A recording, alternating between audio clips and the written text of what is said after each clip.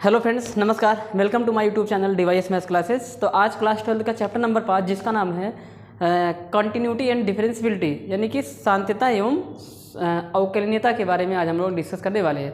तो ये एक तरीके से देखा जाए तो ये जो कैलकुलस पार्ट होता है क्लास 12 में वो यहाँ से स्टार्ट हो जाता है और ये चैप्टर काफ़ी मतलब यहाँ से जब कैलकुलस आप सीखेंगे तो आगे चल के डिफरेंशिएशन, इंटीग्रेशन, इन पर बेस्ड जो एप्लीकेशन है वो सारे चैप्टर में कहीं ना कहीं ये चीज़ जो है वो हेल्प करती है। तो आज का जो टॉपिक है, आज का जो चैप्टर है वो दो पार्ट में डिवाइड है। एक है कॉन्टिन्यूटी एंड दूसरा है डिफरेंशियबिलिटी। तो सबसे पहले हम लोग आज डिस्कस करेंगे कॉन्टिन्यूटी के बारे में। जब ये कॉन्टिन्यूटी ख़त्म हो जाएगा तो फिर हम लोग आगे डिफरेंशियबिलिटी के बारे में डिस्कस करेंगे। तो चलिए स्टार्ट करते हैं। तो कॉन्टिन्यूटी शब्द आप अपने डेली लाइफ में भी सुनते होंगे। तो कॉन्टिन्यूटी का मतलब होता है कि किसी भी चीज़ में जो कॉन्टिन्यूटी होती है यानी कि लगातार यहाँ पे कहने का मतलब होता है। तो यहाँ पे भी क्या करते हैं हम लोग, यहाँ पे हम लोग जो सीखने वाले हैं वो ये सीखेंगे कि किसी फलन की क्या कॉन्टिन्यूटी है। उस फलन का अगर हम ग्राफ ड्रा करते हैं तो क्या वो जो ग्राफ है वो कॉन्टिन्यूअस बनता चला जा रहा है, ऐसा तो नहीं है कि ग्राफ बीच में ब्रेक हो जा रहा है।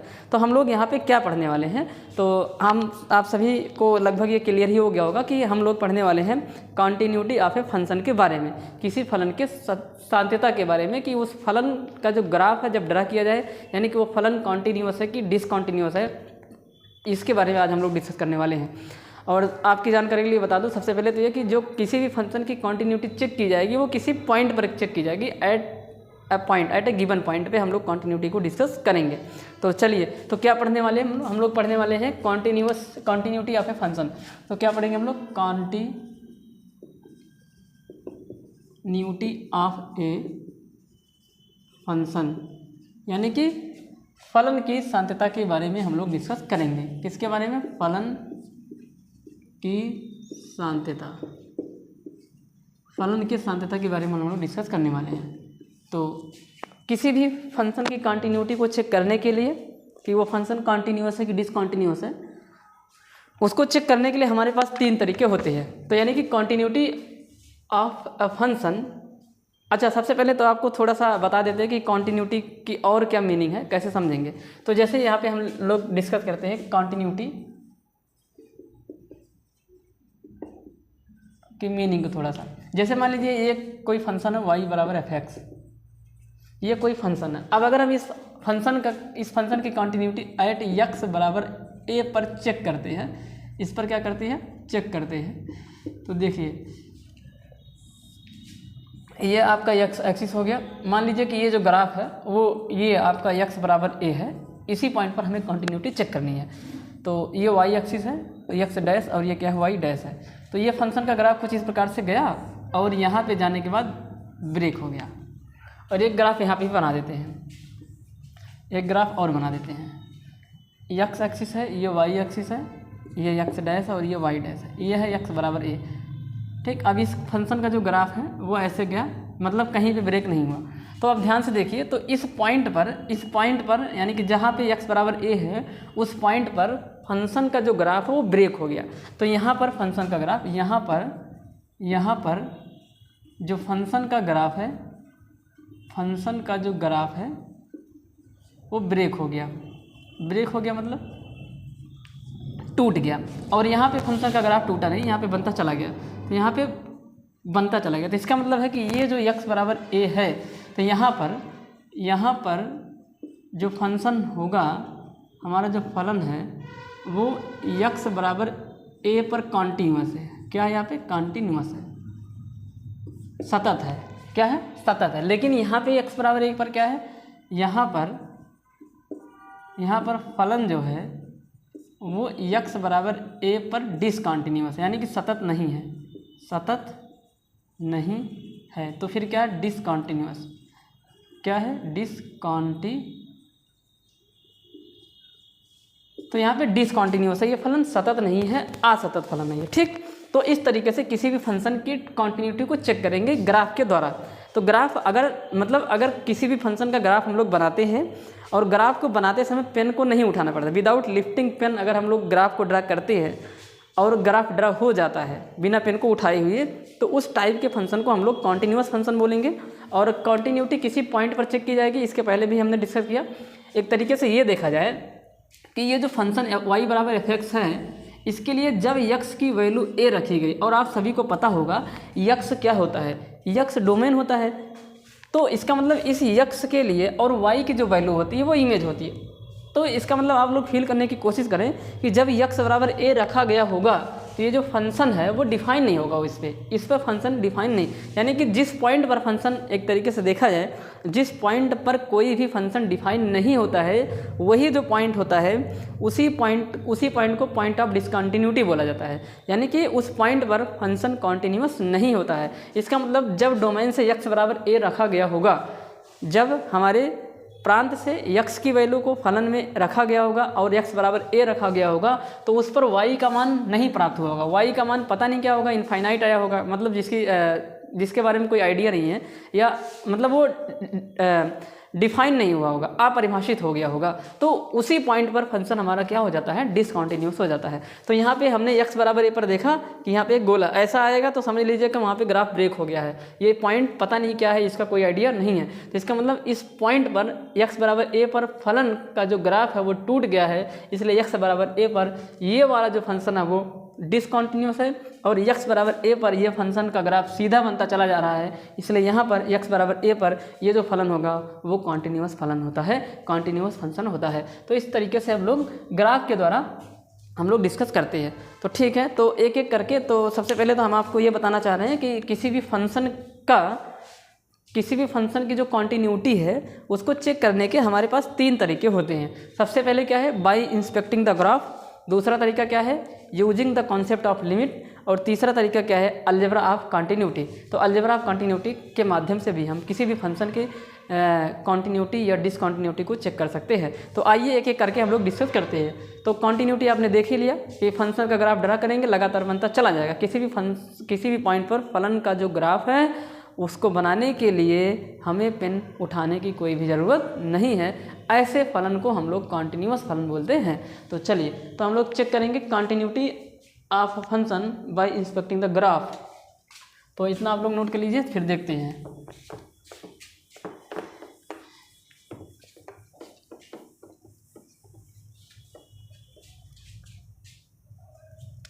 यहाँ पे लिखेंगे देयर आर, क्या लिखेंगे, there are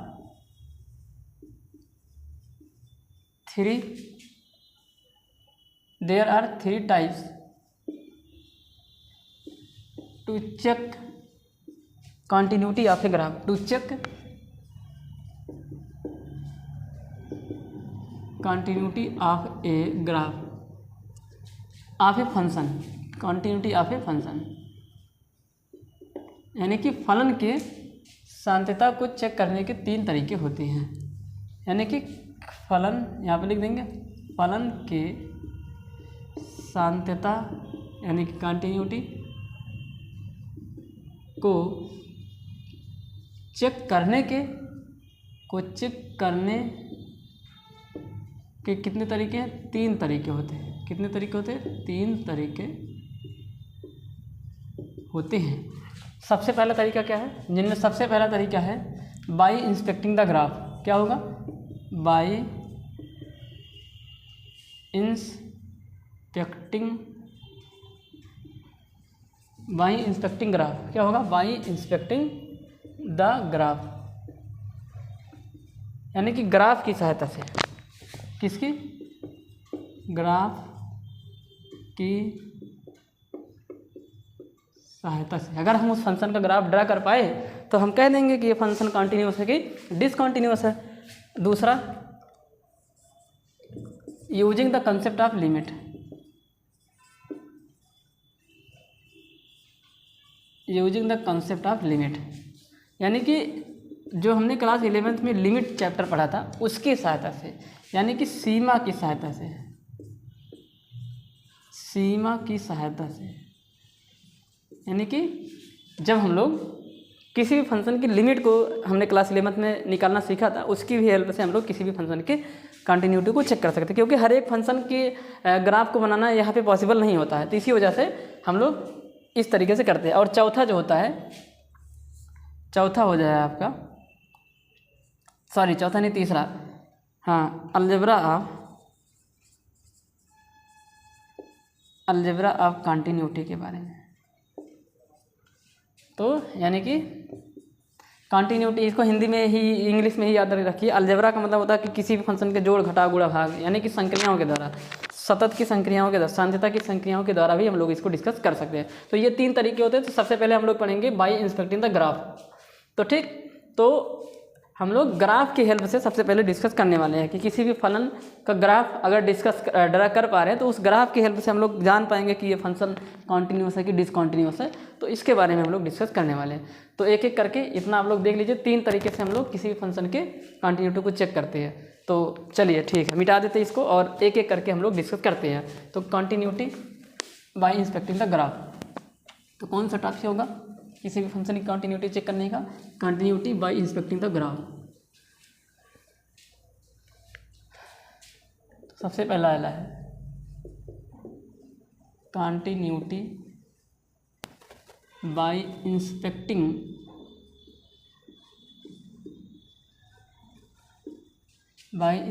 the graph.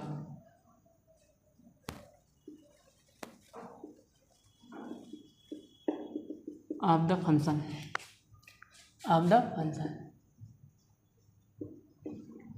Continuity एक पॉइंट पे चेक किया जाएगा, ये बात याद रखे रहना आप लोग। ठीक, ग्राफ की सहायता से सांत्यता की जांच।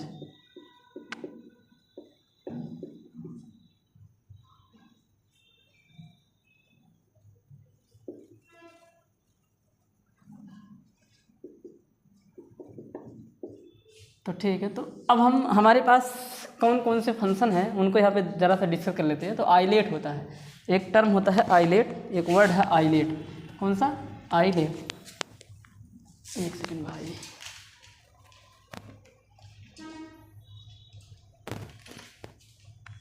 आइलेट। आइलेट का मतलब होता है, देखो आई का मतलब होता है इनवर्स ट्रिग्नोमेट्रिक फंक्शन, इनवर्स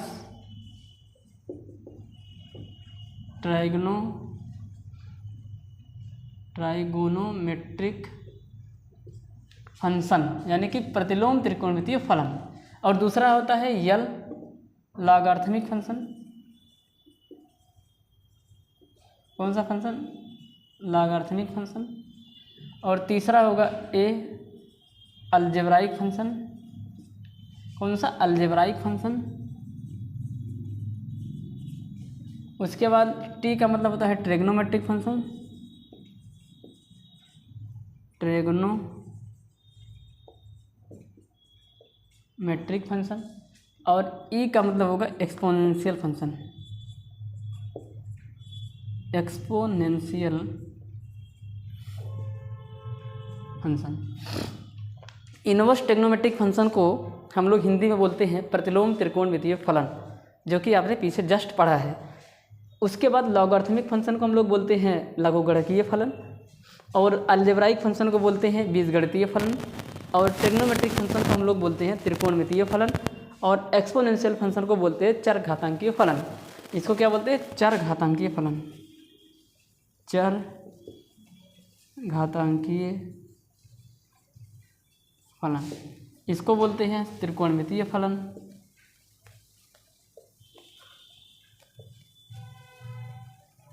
और इसको बोलते हैं बीजगणितीय फलन।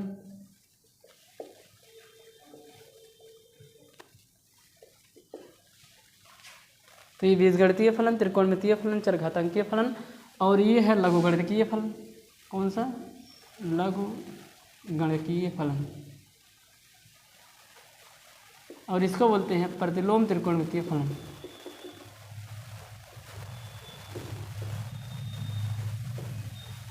प्रतिलोम त्रिकोणमितीय फलन। तो इस तरीके से इतने फलन होते हैं, तो इनके बारे में हम लोग डिस्कस। तो ये जो इनवर्स ट्रिग्नोमेट्रिक फंक्शन है, इसको अभी हम लोग बाद में डिस्कस करते हैं, क्योंकि ये तो हम लोग अभी जस्ट पढ़ के आए हुए हैं। तो सबसे पहले हम लोग बात करेंगे अलजेब्राइक फंक्शन को। तो अलजेब्राइक फंक्शन को छोड़ के जो बचेंगे उनको बोलते हैं नॉन अलजेब्राइक फंक्शन। तो ये तुम्हारे देखिए इतना, ये और ये सब होते हैं नॉन अलजेब्राइक फंक्शन, और ये होता है अलजेब्राइक फंक्शन। और बाकी ये तुम्हारे जो होते हैं ये सब ये इतने होते हैं आपके नॉन अलजेब्राइक फंक्शन। इतने क्या होंगे? Non algebraic function, non algebraic function. ठीक, ये नॉन अलजेब्राइक, ये होता है एक अलजेब्राइक फंक्शन। उसके बाद सब होते हैं नॉन अलजेब्राइक फंक्शन। इसको भी थोड़ी देर के बाद देखते हैं। तो सबसे पहले हम लोग लेट फंक्शन को डिस्कस करते हैं। लेट मतलब जिसमें हम सबसे पहले अलजेब्राइक फंक्शन को डिस्कस करेंगे। तो किसको करेंगे? अलजेब्राइक फंक्शन को डिस्कस करने वाले हैं। तो सबसे पहले इसमें हम लोग डिस्कस करेंगे ग्राफ की सहायता से कौन से टाइप के फंक्शन को, उसका नाम होगा अलजेब्राइक फंक्शन। कौन सा? Algebraic function. ऐसे को अलजेब्रिक फंक्शन भी कह सकते हो। तो ग्राफ की हेल्प से सबसे पहले हम लोग अलजेब्राइक फंक्शन के बारे में बात करेंगे, यानी कि बीजगणितीय फलन के बारे में डिस्कस करने वाले हैं।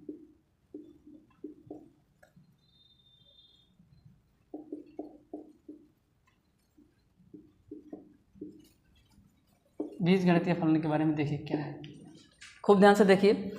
तो इसके बाद हम लोग फिर बात करेंगे ट्रिग्नोमेट्रिक फंक्शन के, फिर हम लोग बात करेंगे लॉगरिथमिक फंक्शन के, उसके बाद एक्सपोनेंशियल के, उसके बाद लास्ट हम लोग इनवर्स ट्रिग्नोमेट्रिक फंक्शन के कॉन्टिन्यूटी के बारे में डिस्कस करने वाले हैं बाय इंस्पेक्टिंग द ग्राफ। तो सबसे पहले अलजेब्राइक फंक्शन बीजगणितीय फलन के बारे में क्या करते हैं। तो बीजगणितीय फलन कौन कौन होते हैं? तो जिनमें सबसे पहले आता है आपका पॉलिनोमियल फंक्शन। कौन सा? Polynomial function. ये आपका अलजेब्राइक फंक्शन होता है सबसे पहले, जिसको हम लोग बोलते हैं बहुपद फलन। दूसरा आता है आपका रेशनल फंक्शन। कौन सा? रेशनल फंक्शन, जिसको बोलते हैं परिमेय फलन। ये नोट कर लीजिए आप लोग, इसको मिटा देते हैं, इसको हिंदी में बोलते हैं परिमेय फलन। और उसके बाद आपका तीसरा आएगा, ये दूसरा है, और ये तीसरा आपका आता है, हाँ, तो पॉलिनोमियल फंक्शन हो गया, रेशनल फंक्शन हो गया। उसके बाद आपका आ जाएगा मॉडुलस फंक्शन। कौन सा? मॉडुलस फंक्शन, जिसको बोलते हैं मापांक फलन। इसको मिटा देते हैं, इसको क्या बोलेंगे? मापांक फलन। उसके बाद 4 नंबर पे आपका आ जाता है greatest integer function. Greatest integer function यानी कि महत्तम पूर्णांक फलन। हिंदी में क्या बोलेंगे? महत्तम पूर्णांक फलन। और उसके बाद 5 नंबर जिसकी कॉन्टिन्यूटी डिस्कस करनी है और जो कि अलजेब्राइक फंक्शन की कैटेगरी में आता है, उसका नाम है आपका सिग्नम फंक्शन। कौन सा?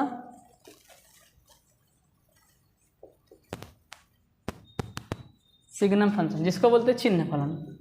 इनको हम लोग क्या बोलेंगे? चिन्ह फलन। तो एक बार फिर से देख लीजिए, हम लोग continuity by inspecting the graph पढ़ रहे हैं। कौन कौन से फंक्शन के ग्राफ के बारे में डिस्कस करने वाले हैं, कौन कौन से फंक्शन की कॉन्टिन्यूटी के बारे में डिस्कस करने वाले हैं, कितने टाइप के फंक्शन होते हैं। तो फंक्शन को आइलेट जो एक वर्ड होता है, ये इस तरीके से जो है सबसे पहले, यानी कि आइलेट में आई इनवर्स ट्रिग्नोमेट्रिक फंक्शन को, ये लॉगरिथमिक फंक्शन को, ए अलजेब्राइक फंक्शन को, टी ट्रिग्नोमेट्रिक फंक्शन को और ई एक्सपोनेंशियल फंक्शन को डिनोट करता है। जिनमें हम लोग सबसे पहले पढ़ रहे हैं अलजेब्राइक फंक्शन को। अलजेब्राइक फंक्शन को हिंदी में बोलते हैं बीजगणितीय फलन। और बीजगणितीय फलन हमारा इतने टाइप का होता है, 5 टाइप का: polynomial function, rational function, modulus function, greatest integer function, signum function.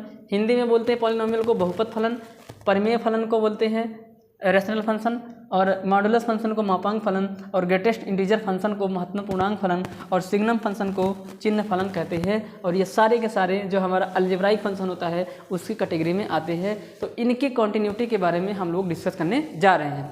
ठीक, तो उम्मीद करता हूँ आपको ये बातें समझ में आ रही होंगी। सबसे पहले आपको यही तो समझना, क्योंकि भाई हम लोग कॉन्टिन्यूटी ऑफ अ फंक्शन के बारे में डिस्कस करने वाले हैं। तो कॉन्टिन्यूटी ऑफ ए फंक्शन के बारे में अगर हम लोग डिस्कस करने वाले, तो फंक्शन होता क्या है ये तो आपने क्लास 12 के पहले ही चैप्टर में सीख लिया था। और उसके बाद फंक्शन कौन कौन से टाइप के फंक्शन के कॉन्टिन्यूटी के बारे में हम लोग डिस्कस करने वाले हैं, यहाँ पे हमने आपको साफ साफ लिख दिया। तो अलजेब्राइक फंक्शन की कॉन्टिन्यूटी के बारे में डिस्कस करेंगे। कौन से तरीके से डिस्कस करने वाले हैं? तरीके का नाम है बाय इंस्पेक्टिंग द ग्राफ की सहायता से। तो चलिए, अलजेब्राइक फंक्शन में सबसे पहले हम लोग पॉलिनोमियल फंक्शन के कॉन्टिन्यूटी के बारे में डिस्कस करते हैं। ठीक, तो चलिए ठीक है, स्टार्ट करते हैं इसको। तो मिटा देते हैं इसको, और यहाँ पे इन सारे फंक्शन के डोमेन और रेंज के बारे में भी डिस्कस करेंगे, ताकि आपसे अगर कोई पूछता है तो आप जल्दी से उसका जवाब दे पाएँ। तो इधर मिटा देते हैं। तो सबसे पहले हम लोग बढ़ते हैं अलजेब्राइक फंक्शन के पहले वाले टाइप, जिसका नाम है पॉलिनोमियल फंक्शन। तो सबसे पहले हम लोग पॉलिनोमियल फंक्शन के बारे में यानी कि उसकी कंटिन्यूटी के बारे में डिस्कस करते हैं। तो ये जो पॉलिनोमियल फंक्शन होता है ये आपने क्लास 9th में सबसे पहली बार देखा था। पॉलिनोमियल बहुपद फलन किसे कहते हैं, यानी कि पॉलिनोमियल किसे कहते हैं, पॉलिनोमियल। आपने देखा था कि पॉलिनोमियल जो होता है वो हिंदी में बहुपद बोलते हैं और जिसमें variable plus constant, variable plus constant, variable into constant, मतलब वेरिएबल माइनस कांस्टेंट, वेरिएबल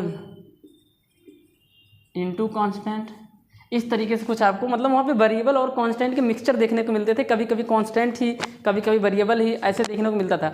बस वहाँ पे खासियत ये है कि जो वेरिएबल होता है किसी भी पॉलिनोमियल की पहचान क्या है कि उस पॉलिनोमियल में आए हुए वेरिएबल की पावर एक होल नंबर होनी चाहिए, तो वो पॉलिनोमियल है, अदरवाइज नहीं है। यानी कि वेरिएबल की पावर ना तो निगेटिव हो सकती है, ना तो फ्रैक्शन में हो सकती है, ना तो डेसिमल में हो सकती है, ना तो वेरिएबल रूट के अंदर हो सकता है।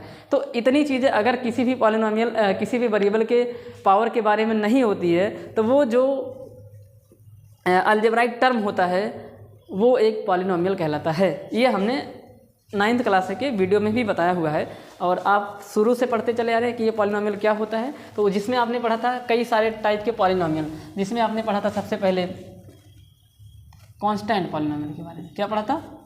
Constant polynomial, constant polynomial. Constant polynomial को हिंदी में बोलते हैं अचर बहुपद। क्या बोलते हैं? अचर बहुपद। और इसी को हम लोग जीरो पॉलिनोमियल भी कहते हैं। इसी चीज़ को जीरो पॉलिनोमियल भी कहा जाता है। तो जीरो पॉलिनोमियल भी इसी को कहते हैं, कांस्टेंट पॉलिनोमियल भी इसी को हम लोग डिस्कस करते हैं, मतलब कहते हैं। तो शून्य बहुपद, हिंदी में क्या बोलते हैं इसको? शून्य बहुपद। इसकी कंटिन्यूटी देखिए तो इसका ग्राफ बनाएंगे और इसकी डिग्री कितनी होती है? इसकी जो डिग्री होती है वो जीरो होती है। जो कांस्टेंट पॉलिनोमियल होता है उसकी डिग्री जीरो होती है। डिग्री मतलब कोटि या घात। आप सभी जानते हैं किसी भी पॉलिनोमियल की जो घात होती है वो highest power of the variable होती है, यानी कि उस पॉलिनोमियल में आई हुई वेरिएबल की जो सबसे बड़ी घात होती है वही होती है। तो इसमें जो वेरिएबल की बड़ी घात आएगी वो जीरो आएगी, जीरो से बड़ा कोई यहाँ पे पावर नहीं होने वाला। और अगर किसी भी वेरिएबल की पावर जीरो हो तो वो उनके बराबर होता है। तो मान लीजिए कोई नंबर लिखा है 5, एग्जाम्पल देखिए, जैसे f(x) बराबर 5, ये कांस्टेंट पॉलिनोमियल है, इसी को जीरो पॉलिनोमियल भी कहता है। ऐसा नहीं कि f(x) बराबर 0 है तो जीरो पॉलिनोमियल, यहाँ पे वेरिएबल की पावर को देखनी है। अब कैसे पता चल गया कि ये जीरो पॉलिनोमियल है? क्योंकि 5 को हम लोग लिख सकते हैं 5 × 1 और इसको लिख सकते हैं 5 × 1 को लिख सकते हैं x की पावर 0, क्योंकि किसी भी चीज़ की पावर अगर 0 है तो वो उनके बराबर होती है। इट मीन्स ये हो जाएगा 5x की पावर 0। अब यहाँ पे वेरिएबल कांस्टेंट और वेरिएबल की हाईएस्ट पावर कितनी है? 0। इस वजह से इसकी जो डिग्री है वो 0 है और जिस पॉलिनोमियल की डिग्री 0 होती है उसको हम लोग जीरो पॉलिनोमियल यानी कि शून्य बहुपद कहते हैं। तो f(x) बराबर 5 और भी एग्जाम्पल है, f(x) बराबर 6, f(x) बराबर 8, f(x) बराबर 9, ये सारे के सारे आपके कांस्टेंट पॉलिनोमियल हैं और जीरो पॉलिनोमियल कहलाते हैं। तो यानी कि f(x) बराबर c करके कुछ यहाँ पे टर्म आने वाला है, वही है आपका क्या? Constant polynomial. तो देखिए f(x) बराबर c, तो दिखने में कैसा होगा? स्टैंडर्ड फॉर्म क्या है इसका? तो मतलब f(x) बराबर c कांस्टेंट पॉलिनोमियल होता है। क्या होता है? Constant polynomial. f(x) बराबर c, यही आपका होता है कांस्टेंट पॉलिनोमियल। अब क्या करेंगे, ध्यान से सुनिए। अब इसके ग्राफ को बना लेते हैं। तो इसका ग्राफ देखिए कैसे बनेगा। तो f(x) बराबर c क्या होता है कि x की वैल्यू को चेंज करते रहिए, x की वैल्यू को चेंज करिए। x बराबर 0 रखिए, x बराबर क्या रख देते हैं? 0। तो 0 वैल्यू आएगा, y का मान क्या आएगा? 0। अब भाई ग्राफ कैसे? इसका जो ग्राफ होगा f(x) बराबर c का, तो ये कुछ इस प्रकार से बनता है। f(x) बराबर c का ग्राफ ऐसे बन जाएगा, या फिर ऐसे भी बन सकता है, y एक्सिस के भी पैरेलल होगा, इधर से भी होगा। तो यानी कि x का कुछ भी मान हो सकता है।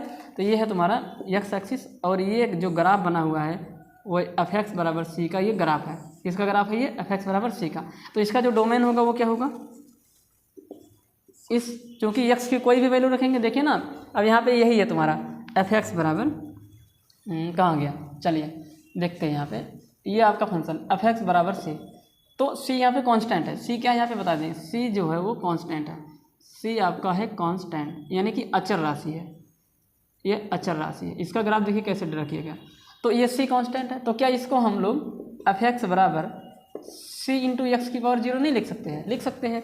तो एक्स की वैल्यू को 1 रखेंगे तो 1 की पावर 0, सी से गुणा होकर सी बनेगा। यानी कि जब एक्स बराबर 1 रखा तो मान लीजिए ये सी है, ये क्या है? सी, क्योंकि एफ एक्स की वैल्यू को वाई बोलते हैं और वाई फंक्शन की रेंज कहलाती है। ये बात आप रिलेशन एंड फंक्शन में पढ़े हुए हैं, वही इमेज भी होती है।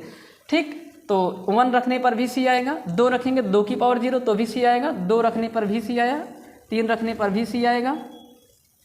तो यानी कि x के मान को कुछ भी रख दीजिए, -1 रखेंगे, मान लीजिए इधर से -1 रख दिया तो भी सी ही आएगा भाई। -1 रखेंगे, -1 की पावर 0 1 के ही बराबर है तो सी ही आएगा। तो ये है y बराबर एफ एक्स सी का ग्राफ, ये इसका ग्राफ है। और हमने देखा कि x की कोई भी वैल्यू रखा जा सकता है, तो इसलिए इसका जो डोमेन आएगा, इसका जो डोमेन होगा वो होगा ऑल रियल नंबर। क्या होगा? ऑल रियल नंबर, यानी कि ऑल x बिलोंगिंग आर, जितने x होते हैं यानी कि सारे के सारे रियल नंबर इसके डोमेन हो जाएंगे। अब इसका जो रेंज होगा, रेंज में सिर्फ एक नंबर प्राप्त होगा और वो है c। रेंज क्या हो जाएगा? c, और इसको ऐसे लिखना पड़ेगा, रेंज इसका क्या होगा? c हो जाएगा। तो रेंज इसका c है, यानी कि फंक्शन की वैल्यू हमेशा c आएगी, हमेशा c आएगी। अब जैसे मान लीजिए इसका ग्राफ बनाते हैं, एफ एक्स बराबर 5 का अगर हम लोग ग्राफ ड्रा करते हैं तो इसका ग्राफ ऐसे बन जाएगा। तो यहाँ पे ये एक्स एक्सिस है और ये मान लीजिए 5 है, तो 1 2 3, तो 1 रखेंगे तो भी 5, 2 रखेंगे तो भी 5, 3 रखेंगे तो भी 5, तो ऐसे बन जाएगा ग्राफ। 0 रखेंगे तो भी 5। तो x की वैल्यू कुछ भी रखिए, y का मान हमेशा 5 ही आएगा, इसलिए इसकी जो रेंज है वो 5 होगी। इसकी जो रेंज है वो 5 होगी और इसका जो डोमेन है वो पूरा का पूरा रियल नंबर होगा। और ये फंक्शन आप देख लीजिए किसी भी पॉइंट पर इसका जो ग्राफ वो ब्रेक नहीं हो रहा है, इसलिए ये जो है कॉन्टिन्यूअस होगा। यहाँ पे लिखेंगे कॉन्टिन्यूअस, लिखेंगे क्या? Constant function are continuous at R X belonging R, यानी कि प्रत्येक r जो, यानी कि प्रत्येक वह संख्या जो एक वास्तविक संख्या होती है उसके लिए जो कांस्टेंट फंक्शन होता है वो कॉन्टिन्यूअस होता है। क्या होता है? वो कॉन्टिन्यूअस होता है। आपकी जानकारी के लिए बता दें कि जो अलजेब्राइक फंक्शन होता है, जिनमें हम लोग पॉलिनोमियल फंक्शन को जो डिस्कस कर रहे हैं, यानी कि जो पॉलिनोमियल फंक्शन होता है वो x के प्रत्येक मान के लिए वो कॉन्टिन्यूअस होता ही है। यानी कि polynomial function is continuous eight everywhere. x की कोई भी वैल्यू ले लो वो फंक्शन कॉन्टिन्यूअस होगा ही होगा, 100% श्योर है। तो यहाँ पे ये बात लिख सकते हैं कि जो पॉलिनोमियल फंक्शन है ये होता है कॉन्टिन्यूअस। पॉलिनोमियल फंक्शन क्या होगा?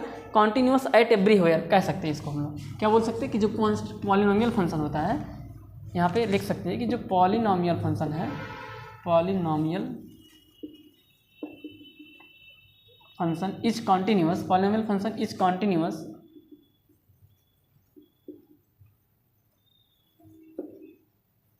Eight everywhere. प्रत्येक जगह जो पॉलिनोमियल फंक्शन है वो x के प्रत्येक मान के लिए, यहाँ पे लिख देंगे बहुपद फलन, हिंदी में लिख सकते हैं इसको बहुपद फलन x के प्रत्येक मान के लिए, यानी कि x जब जब रियल नंबर होगा तब तक वह फलन सतत होगा। तो बहुपद फलन x के प्रत्येक मान के लिए सतत होता है। क्या होता है? सतत होता है। तो पॉलिनोमियल फंक्शन किसी भी x के लिए डिसकंटिन्यूअस हो ही नहीं सकता है। ठीक है, तो ये बात याद रखना। तो यहाँ पे सबसे पहले हमने डिस्कस कर लिया पॉलिनोमियल फंक्शन, जिनमें हमने सबसे पहले कौन सा? कांस्टेंट फंक्शन को डिस्कस किया है। किसको? कांस्टेंट फंक्शन को। कहाँ पे लिखे? ये हेडिंग कहाँ डालें? कांस्टेंट फंक्शन, हाँ, कांस्टेंट पॉलिनोमियल को डिस्कस किया। तो पॉलिनोमियल फंक्शन में कौन सा पॉलिनोमियल? Constant polynomial. ठीक, तो सबसे पहले था कांस्टेंट पॉलिनोमियल। तो हमने कांस्टेंट पॉलिनोमियल की डिग्री देखी, 0 होता है, किस टाइप का दिखता है, एफ एक्स बराबर सी, ये सारी बातें मिटा देते हैं हम यहाँ पे। हम तो ये इस तरीके से दिखता है, ये इसका ग्राफ है, कहाँ कहाँ ये कॉन्टिन्यूअस होता है। तो x के प्रत्येक मान के लिए ये कॉन्टिन्यूअस होगा। और वैसे भी हमने पहले ही बता दिया कि जो पॉलिनोमियल फंक्शन होता है वो x की प्रत्येक वैल्यू के लिए क्या होता है? कॉन्टिन्यूअस होता है। तो ठीक है, इस तरीके से आपने देखा कांस्टेंट फंक्शन का जो कॉन्टिन्यूटी है। अब हम लोग बढ़ते हैं पॉलिनोमियल के दूसरे टाइप, जिसका नाम है लीनियर फंक्शन, लीनियर पॉलिनोमियल। इसको आप लोग नोट कर लीजिए, कौन सा? Linear polynomial.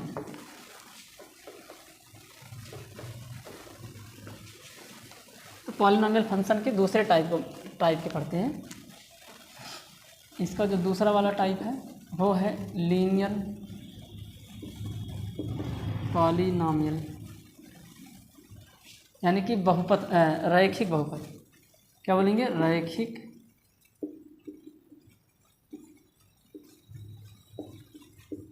तो रैखिक बहुपद कैसे दिखता है? ये दिखने में कैसे होगा? इसका जो स्टैंडर्ड फॉर्म होगा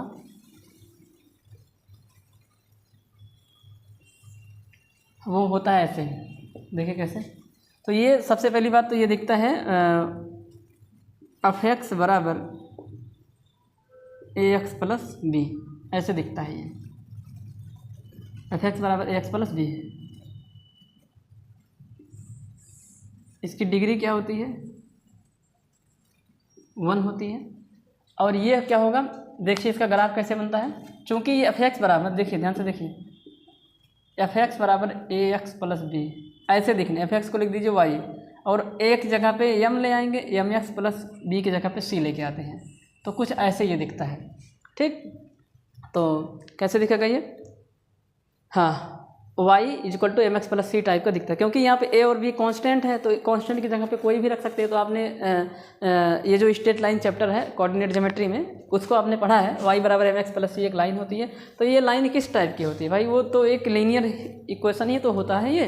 तो लीनियर इक्वेशन किससे बना है? लीनियर पॉलिनोमियल से ही बना है। तो ये इस टाइप का दिखता है। तो इसका जो ग्राफ होता है वो सीधी लाइन ही बनता है हमेशा, समझ गए? तो इसका ग्राफ बनाते हैं। तो जो लीनियर पॉलिनोमियल होता है उसका ग्राफ हमेशा हमेशा एकदम सीधी लाइन बनाएगा, हमेशा सीधी लाइन बनाता है हमेशा। तो इसका ग्राफ ऐसे भी हो सकता है, ऐसे भी जा सकता है, कैसे भी करके जाता है इसका ग्राफ। तो कहीं से भी इसका ग्राफ जा सकता है। इसका ग्राफ जब भी बनाएंगे तो इस तरीके से बनाते हैं। तो ये क्या होता है? सबसे पहली बात तो यहाँ पे लिख देते हैं। तो ये जो लीनियर पॉलिनोमियल होता है, ये इसकी जो डोमेन होती है, इसका जो प्रांत है लीनियर पॉलिनोमियल का, वो ऑल रियल नंबर है। रेंज क्या आएगा इसका? वो भी ऑल रियल नंबर आएगा। रेंज पूरा आर आ सकता है। और ये जो फंक्शन है, ये जो लीनियर पॉलिनोमियल है, ये भी वाई एक्स के प्रत्येक मान के लिए कॉन्टिन्यूस होता है, यानी कि कहीं पे डिसकॉन्टिन्यूस नहीं होता है। Linear polynomial are continuous for all X belonging R. तो प्रत्येक यक्स जो कि रियल नंबर से बिलोंग करता है, उसके लिए हमारा जो लीनियर पॉलिनोमियल है वो सतत होता है। क्या होता है? वो सतत होता है। तो ये है, ये इसका ग्राफ है। अब इसी में एक स्पेशल केस है, इसी लीनियर पॉलिनोमियल का एक स्पेशल केस है। इसको मिटा देते हैं। इसका ग्राफ यहाँ पे फिर से ड्रा कर देते हैं। इसका ग्राफ ऐसे बना हुआ है, ऐसे बन गया। तो ये है किसका ग्राफ?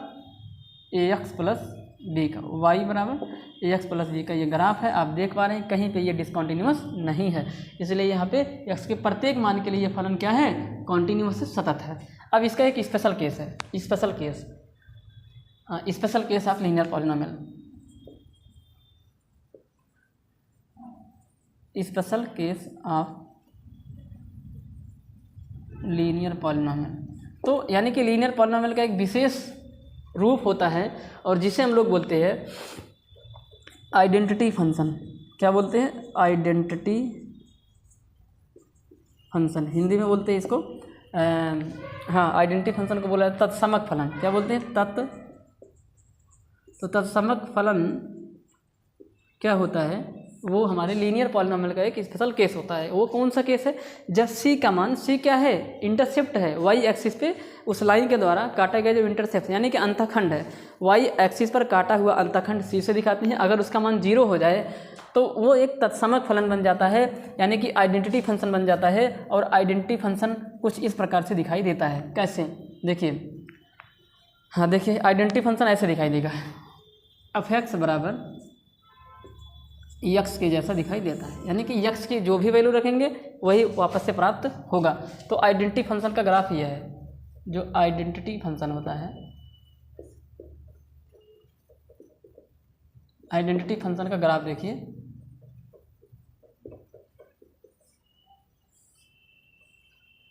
ऐसे जाएगा या इधर से भी जा सकता है, किधर से भी जाएगा। तो ये y बराबर एफ एक्स का ये ग्राफ है, नहीं एफ एक्स बराबर यक्स का ये ग्राफ, किसका है, एफ एक्स बराबर यक्स का ये ग्राफ है। और ये जो आइडेंटिटी फंक्शन होता है उसमें देखिए प्रत्येक यक्स के लिए फंक्शन का ग्राफ कहीं पे ब्रेक नहीं हुआ है, यानी कि कोई भी यक्स की वैल्यू रखा गया है, ग्राफ सीधी एकदम लाइन बनी हुई है, कहीं पे टूटा हुआ नहीं है। इसलिए जो आइडेंटिटी फंक्शन होता है ये भी कॉन्टिन्यूस एट एवरीवेयर। अच्छा, जो फंक्शन हर जगह कॉन्टिन्यूस होते हैं, जो फलन प्रत्येक रियल नंबर के लिए कॉन्टिन्यूस होते हैं, उनको हम लोग बोलेंगे कॉन्टिन्यूस एट एवरीवेयर। क्या बोलेंगे, कॉन्टिन्यूस एट एवरीवेयर। तो ये जो आइडेंटिटी फंक्शन होता है ये क्या होता है, कॉन्टिन्यूस एट एवरीवेयर, यानी कि ये प्रत्येक जगह कॉन्टिन्यूस होने वाला फंक्शन है। तो इस तरीके से ये आपका आ गया कौन सा, ये आपका आ गया पॉलिनोमियल फंक्शन में दूसरा वाला टाइप जिसका नाम था लीनियर पॉलिनोमियल, वो भी एवरीवेयर कॉन्टिन्यूस होता है। और उसका जो स्पेशल केस है आइडेंटिटी फंक्शन, यानी कि जो एक्स की वैल्यू रखेंगे वही हमें मिलेगा, 4 रखेंगे 4 आएगा, 5 रखेंगे 5, यानी कि जो इनपुट वही आउटपुट जब होगा तो वो होगा आपका आइडेंटिटी फंक्शन, और वो भी एट एवरीवेयर कॉन्टिन्यूस होता है। तो इस तरीके से हमने पॉलिनोमियल फंक्शन के दूसरे वाले टाइप जिसका नाम है लीनियर फंक्शन उस पर हमने डिस्कस किया, और वो कॉन्टिन्यूस एट एवरीवेयर होता है। तो अब हम लोग बढ़ते हैं अपने तीसरे वाले टाइप जिसका नाम है क्वाड्रेटिक पॉलिनोमियल। तो इतना आप लोग नोट कर लीजिए, फिर आगे बढ़ते हैं क्वाड्रेटिक पॉलिनोमियल पे। कौन से पे, क्वाड्रेटिक पॉलिनोमियल।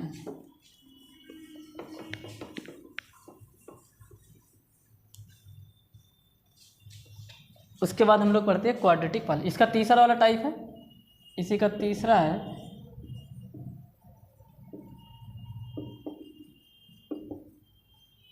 क्वाड्रेटिक पॉलिनोमियल्स, यानी कि द्विघातीय बहुपद या द्विघात बहुपद। क्या बोलेंगे इसको, द्विघात बहुपद।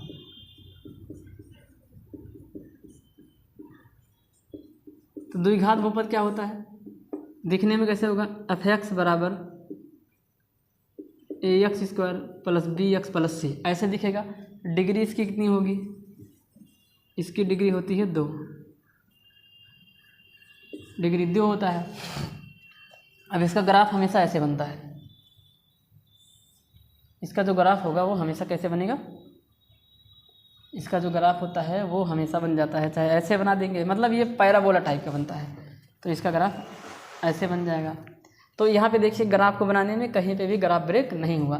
तो इसका जो ये मान लीजिए यहाँ पे इसका जो डोमेन लिख देते हैं यहाँ पे, और रेंज। तो जो पॉलिनोमियल फंक्शन होता है ना वो भी कॉन्टिन्यूस होता है, वहाँ पे मतलब कभी वो डिसकॉन्टिन्यूस हो ही नहीं सकता है, होता ही नहीं, क्योंकि वो एक तो पॉलिनोमियल फंक्शन है, दूसरा इसका ग्राफ देखिए कहीं पे भी किसी भी एक्स के लिए देखिए ग्राफ ब्रेक हुआ क्या, तो ऐसे इसका ग्राफ बनता है, ऐसे भी बन सकता है ग्राफ, इधर से भी बन सकता है, कैसे भी बनाएंगे पैराबोला टाइप का बनता है। तो ये भी क्या होता है, ये इसका ग्राफ होता है, इस टाइप का ये ग्राफ है। तो इसका ग्राफ है एफ एक्स बराबर A X square plus B X plus में सी, इसका ये ग्राफ है। तो इसकी जो डोमेन है वो ऑल रियल नंबर है, और रेंज भी क्या है, ऑल, हाँ इसका जो रेंज है वो भी क्या है, जो फंक्शन की वैल्यू आएगी वो भी ऑल रियल नंबर आ सकती है। देख निगेटिव वाला भी आ रहा है, वाई का मान पॉजिटिव वाला भी आ रहा है, तो रेंज भी ऑल रियल नंबर है। और ये क्या है, कॉन्टिन्यूस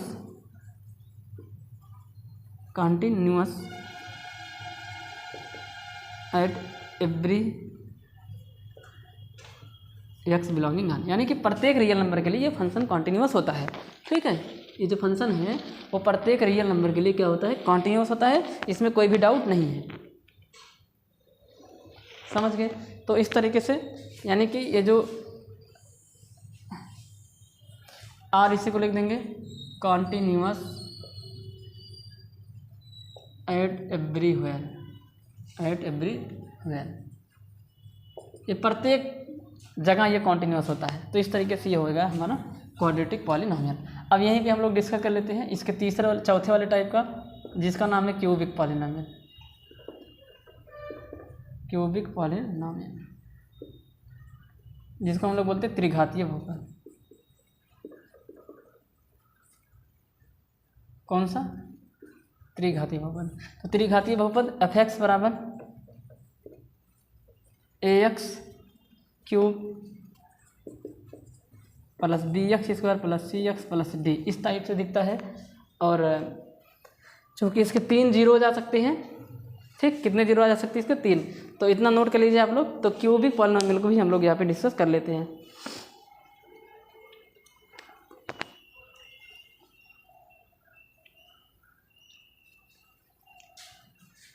तो इसकी जो डिग्री होगी वो कितनी होगी,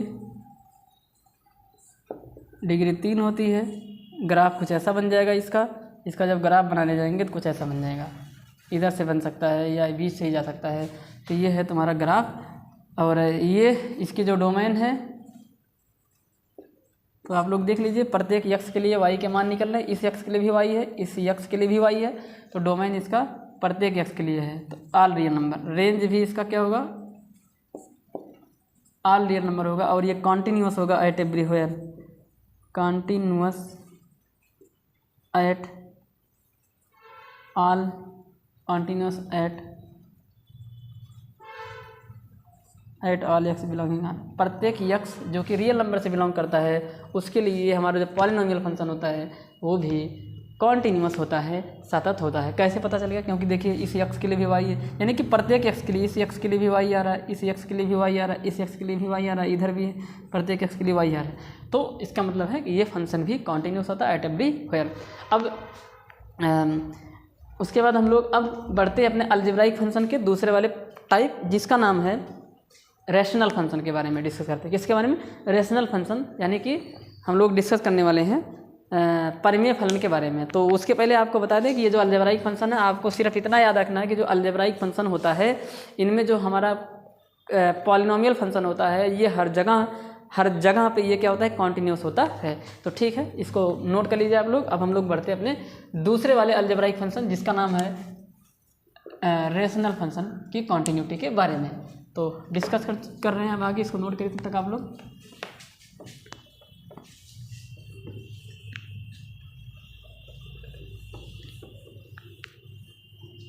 अब हम लोग इसमें बात करेंगे दूसरे वाले टाइप के, जिसका नाम है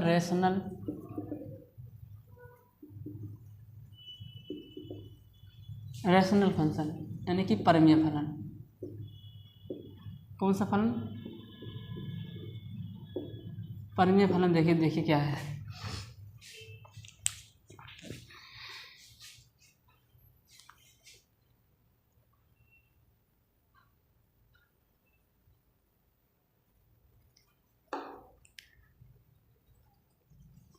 तो सबसे पहले परिमेय फलन होता कैसे है।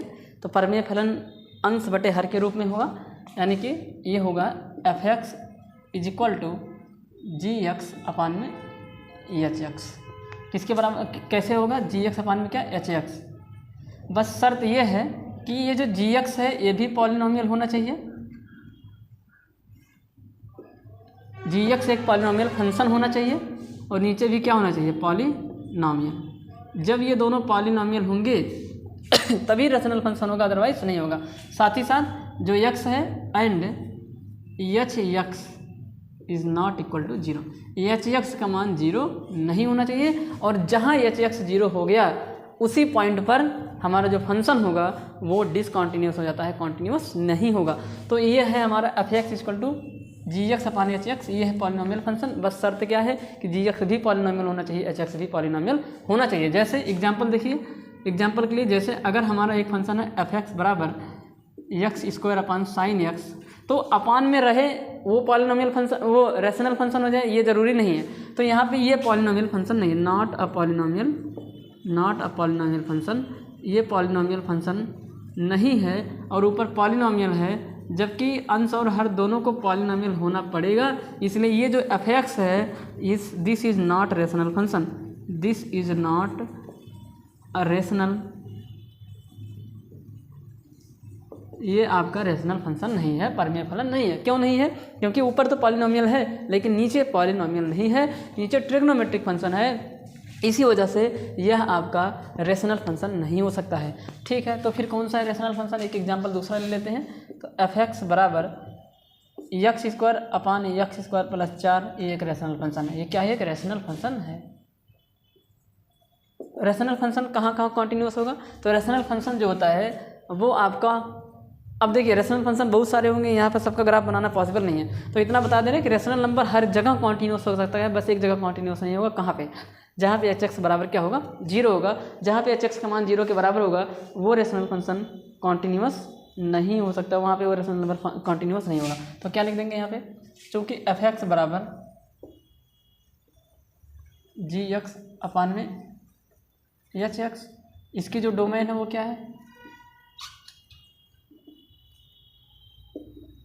प्रांत क्या होगा इसका, प्रांत इसका होगा ऑल रियल नंबर, लेकिन उनमें से माइनस करना पड़ेगा क्या, जहाँ पे एच एक्स 0 हो जाएगा। 0 को अगर एच एक्स का मान भाई 0 हो जाएगा तो वो तो फंक्शन डिफाइन ही नहीं होगा ना। और जहाँ पे फंक्शन, जिस पॉइंट पर फंक्शन डिफाइन नहीं होता है उसी पॉइंट पर फंक्शन कॉन्टीन्यूअस नहीं होता, डिसकॉन्टीन्यूअस हो जाता है। तो रियल नंबर में से घटाना पड़ेगा किसको, ऐसे एक्स को, ऐसे एच एक्स को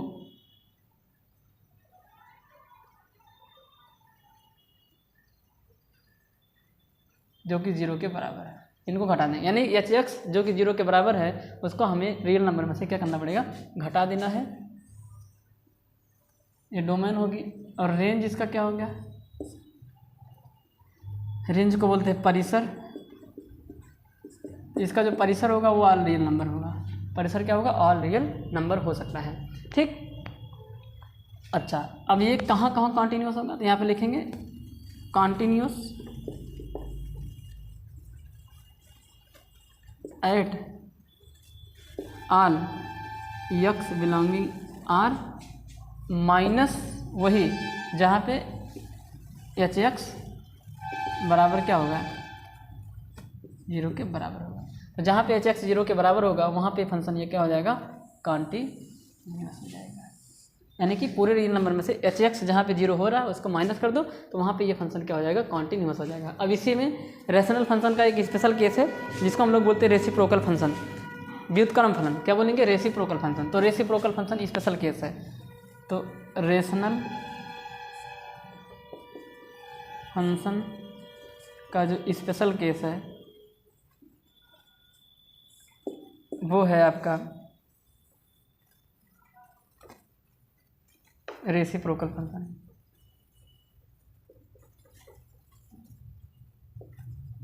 कौन सा, रेसिप्रोकल फंक्शन। हिंदी में बोलेंगे व्युत्क्रम फलन। देखिए कैसे होता है, ये होता है एफ एक्स बराबर, व्युत्क्रम फलन आपका होगा एफ एक्स बराबर 1/x। तो एफ एक्स बराबर 1/x जो होगा वो आपका होगा व्युत्क्रम फलन होता है। अब ये इस फंक्शन का जो ग्राफ होगा वो क्या होगा, इस फंक्शन का जो ग्राफ होगा वो कुछ इस प्रकार से बनता है। इसका ग्राफ हम आप लोगों के सामने डिस्कस कर दे रहे हैं। रेशनल फंक्शन का जो रेसिप्रोकल फंक्शन का जो ग्राफ है, तो ग्राफ को यहाँ बना देते हैं, इधर मिटा देते हैं, इसको मिटा देते हैं।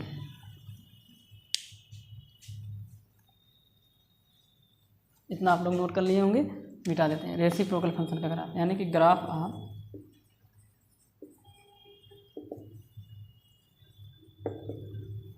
ऐसे बनता है। तो कैसा है फंक्शन है, एफ एक्स बराबर 1/x। इसका ग्राफ ऐसे बन जाएगा, बता दे रहे हैं आप सभी को। ये x है, x डैश है, ये y है और ये y डैश है।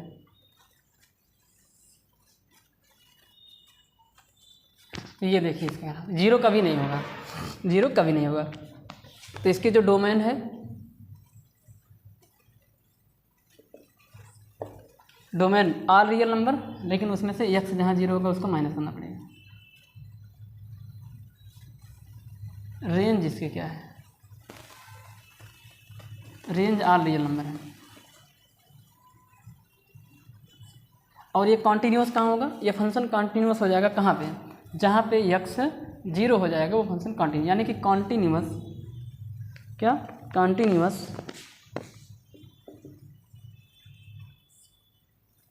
Eight all x belonging R, continuous eight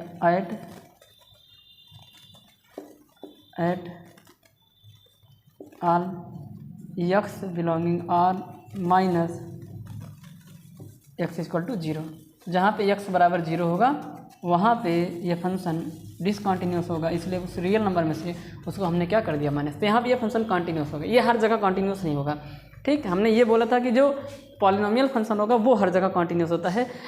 algebraic function हर जगह कॉन्टिन्यूअस हो ऐसा ज़रूरी नहीं है। तो अलजेब्राइक फंक्शन का ये दूसरा वाला पार्ट है जिसका नाम है रेशनल फंक्शन, और रेशनल फंक्शन का ये स्पेशल केस है जिसका नाम है रेसिप्रोकल फंक्शन, जिसका ग्राफ ये है। आप लोग देख लीजिए, इस x के लिए भी y है, इस x के लिए भी y है, बस जब जीरो होता है तो जीरो के लिए एकदम ऊपर की तरफ जा रहा है, अनडिफाइन हो जाएगा। तो जीरो पर यानी कि जब x का मान जीरो होगा, जब x का मान क्या होगा, जीरो होगा, तो y का मान का कोई पता नहीं है। ये लाइन इस पर कभी टच नहीं करेगी, ये लाइन ऐसे आगे की तरफ जाएगी जाएगी जाएगी, लेकिन ऐसा कभी नहीं होगा कि इसको क्रॉस कर जाएगी, इसको करती नहीं है, टच नहीं करेगी कभी भी। इसको बोलते हैं असिम्प्टोटिक नेचर। तो ये असिम्प्टोटिक नेचर का है, ये कभी भी टच नहीं करता। इसका मतलब x बराबर जीरो पर y का कोई मान ही नहीं आ रहा, उसका कोई आइडिया ही नहीं है, इसलिए x बराबर जीरो पर ये फंक्शन अनडिफाइन हो जाता है। और जिस फंक्शन पर जिस x की वैल्यू पर फंक्शन अनडिफाइन होता है वही होता है पॉइंट ऑफ डिसकॉन्टिन्यूटी। इसका मतलब x बराबर जीरो पर ये जो फलन है वो डिसकॉन्टिन्यूअस है, इसलिए r में से x बराबर जीरो को यहाँ पे क्या कर दिया गया है, तो माइनस कर दिया गया है। तो जो रेसिप्रोकल फंक्शन होता है, ये उत्क्रम जो फलन होता है, वो उसका जो कॉन्टिन्यूटी होगा वो किस पॉइंट पर कॉन्टिन्यूअस होता है, तो ऑल रियल नंबर पर होता है, लेकिन उनमें से माइनस क्या करना पड़ेगा, जीरो करना पड़ेगा। बस ये था आपका रेसिप्रोकल फंक्शन, और साथ ही साथ यह था आपका रेशनल फंक्शन। अब इसके बाद हम लोग बात करते हैं कॉन्टिन्यूटी ऑफ मॉडुलस फंक्शन के बारे में बात करते हैं।